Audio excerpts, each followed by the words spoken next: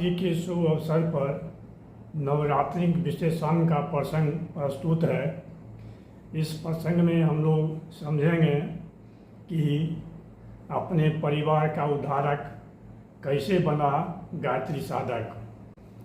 ये प्रसंग उन व्यक्तियों के लिए ज़्यादा महत्वपूर्ण है जो मांसाहारी हैं, जो बलि प्रथा को धार्मिक क्रियाकलाप समझते हैं, बलि प्रथा को जायज़ समझते हैं, मांसाहारी को जायज़ समझते हैं, थोथी दलील देते हैं जब इन लोगों का हत्या नहीं होगा तो इनका फिर दूसरा जन्म कैसे होगा, इनका उद्धार कैसे होगा।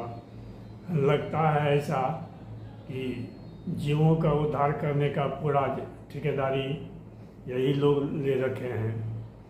तो जो मांसाहारी हैं वो तो अवश्य देखें। दुर्गा पूजा के शुभ अवसर पर वीडियो देखिए कैसे बकरा को बलि देने के लिए आदमी लाइन में लगा हुआ है। और देखिए किस प्रकार से बकरे को काटा जा रहा है। जरा भी दया मोह ममता कुछ नहीं दिखाई दे रहा है। अगर मान लीजिए थोड़ी देर के लिए शास्त्र में कहता है कि बलि प्रथा देना जायज़ है, तो ये कहाँ कहता है कि अब मारकर उसको पका के खा जाइए। ये पूर्णतः नाजायज़ है। इस पर ज़्यादा बहस नहीं करेंगे।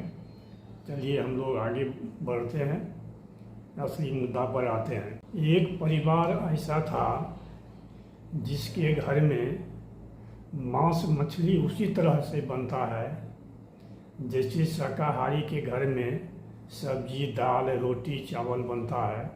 उसी प्रकार उसके घर में नित्य मांस मछली बनता ही था, उसके बिना काम नहीं चलता था।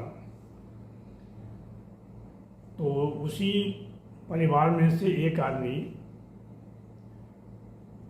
माता जी से गायत्री मन से दीक्षित हो गए और नवरात्रा में वो अनुष्ठान शुरू किए। वो भी मांस मछली खाते थे, लेकिन उस अनुष्ठान के दरमियान पूर्ण रूपेण मांस मछली को त्याग दिए थे। और ऐसा करने के कारण उनके परिवार के सभी लोग इनसे खासा नाराज हो गए, इनसे बोल चाल बंद कर दिए। कोई बात नहीं है, ये अपना नवरात्रा करते रहे। जब लास्ट दिन हुआ, अंतिम दिन आया, तो ये परिजन साधना में लगे हुए थे और इनके घर में एक खेला हो गया। क्या खेला हो गया? उनके घर में 5 साल का एक बालक था। वो अचानक डर गया। अब किस चीज़ से डरा किसी को समझ नहीं आ रहा था।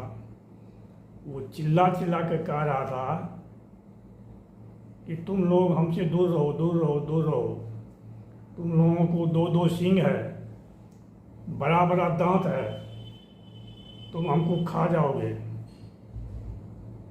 जब लोग उसके पास जाता, उसको उठाने के लिए कोशिश करता, समझाने का कोशिश करता, गोद में लेने का कोशिश करता, तो और चिल्लाता और दूर भाग जाता।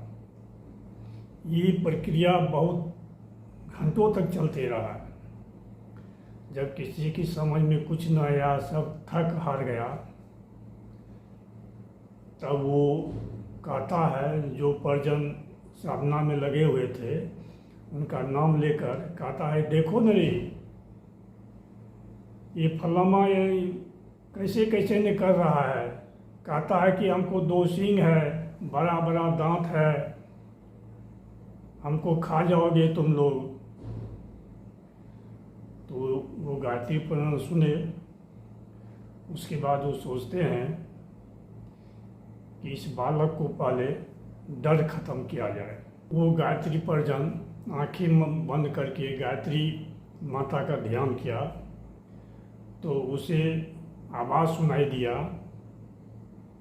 कि अभी सिंचित जल बालक को पिला दो। ये गायत्री परिजन उठते हैं बालक के पास जाते हैं तो देखते हैं कि बालक एक कोने में छिपा हुआ है, डरा हुआ, आंख से आंसू गिर रहा है। तो ये उसके पास जाते हैं, वो बच्चा इनको देखकर दौड़ के इनसे लिपट जाता है। ये उसको गोद में उठा लेते हैं और वो अभिसिंचित जल जो था, आचमनी वाला जल, वो उसको पिला देते हैं। वो बच्चा शांत हो जाता है, उनके गोद में ही वो सो जाता है। और इस चमत्कार से उस घर के वो सदस्य जो इनसे नाराज चल रहे थे कि क्यों मीट मछली छोड़ दिया है, वो सब आश्चर्यजनक तरीके से मीट मछली खाना सब बंद कर दिए। और परिवार के सभी सदस्य गायत्री मन से दीक्षित हो गए, गायत्री परिवार से जुड़ गए। तो यहाँ तो हम लोग देखे कि एकमात्र गायत्री साधक पूरी परिवार को कैसे बदल दिया। वही कहते हैं कि यदि आपके परिवार में कोई एक आदमी भी गायत्री साधक है, गायत्री परिवार से जुड़ा हुआ है, सच्चा गुरुदेव का भक्त है, माँ गायत्री का भक्त है, तो उस परिवार का वो उद्धार कर सकता है। जैसे ये गायत्री परिजन ने अपने परिवार को उद्धार तो किए ही, अपना तो उद्धार उनका हुआ ही कि गुरुदेव से जुड़ गए, माँ गायत्री से जुड़ गए। इसलिए सभी भाई बहनों से अनुरोध है, गायत्री परिवार से जुड़ें। मांस मछली खाते हैं, खाइए, लेकिन गायत्री परिवार से जुड़िए, गुरुदेव से जुड़िए, गुरुदेव का काम कीजिए। वो जब चाहेंगे तब आपसे मांस मछली छुड़वा देंगे। यदि आप नहीं छोड़ सकते हैं तो वो छुड़वा देंगे। इसलिए गायत्री परिवार से जुड़ें और थोड़ी दलील देने से बचें कि उनका हत्या नहीं होगा, उनकी मृत्यु नहीं होगी, तो उनका पुनर्जन्म कैसे होगा, उनका उद्धार कैसे होगा। ये ठेका हम लोग नहीं ले रखे हैं, ये भगवान का काम है, सृष्टिकर्ता का काम है। किस विधि से कैसे उसको उद्धार करेंगे, नहीं करेंगे। इसलिए इस बात को त्यागें। अगर आप पर यही विश्वास है कि उसका उद्धार कैसे होगा, तो आदमी को मार देता है, तब तो आपकी नज़र में ये सही है। वो भी तो मर गया, उसका भी तो उद्धार हो गया, दूसरे जोनी में जन्म होगा, भले मनुष्य जोनी में जन्म हो। ये थोड़ी दलील है। जब हम लोग अपने बागिया को उजाड़ना नहीं चाहते हैं, उजड़ते हुए देखना नहीं चाहते हैं, तो भगवान कैसे खुश होंगे कि उनकी बगिया उजड़ जाए। जितने ये संसार जो है उनका बागिया ही है, जीव जंतु जो है उनके बगिया में विचरण करता है।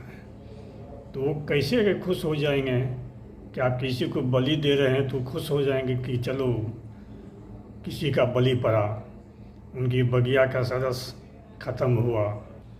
चलिए, वीडियो को देखने के लिए धन्यवाद, नमस्कार।